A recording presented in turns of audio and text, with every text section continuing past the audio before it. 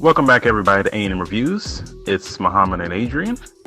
So today we're going to talk about our top 5 worst movies. My number 5 is not really one of the worst movies of the year, but I found it very disappointing and it's one of the worst to me. So my number 5 is Tenet. Tenet? The top 5 worst? Hold on. Let me explain. Wait, you got the wrong list. You reading from the wrong list. Wait, no. You can't barge in until I make my point. So I just went back in time and forward, that's all. Okay. Tenet was one of the most hyped up movies for the year. It was supposed to be the summer blockbuster movie, but Tenet, it was just so confusing. There's so many things going on.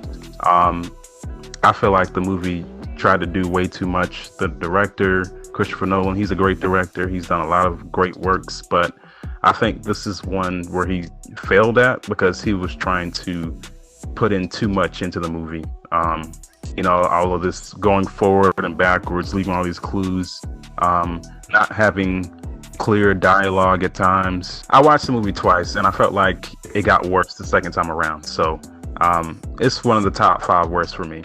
My number 5. Wow. I'm going to borrow a line from DC fanboys and say, I don't think you understood this movie. Well, that is a part of it. I don't understand some of the movie, and that's on the director. Wow. Okay. I will. What do you think, though? We did review this one. We reviewed it. I agree that it was some confusing parts.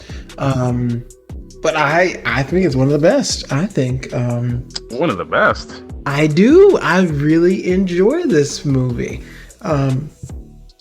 Of other things I watched in 2020, I feel like it was one of the most thought-provoking, original films that takes... I can't imagine trying to write the script or even this concept.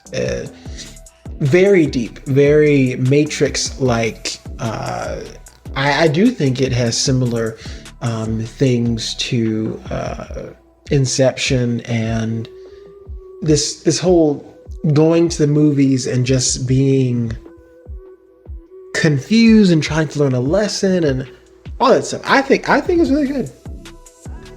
Well, it is very thought-provoking. It makes you think very deeply about some things, but I feel like the concept of it is not as interesting as the director wants it to be. Interesting. And that is, it's not. We do have the concept of time and things moving forward and backwards, things being inverted, and we have a guy who's going forward, trying to stop this war that happens in the future, and it just there's way too many steps just to get down to the bottom line before you have to rethink everything else. So it's just way too much. I think that he was very ambitious. I do appreciate that it was very original, but this is a failure. It's a failure.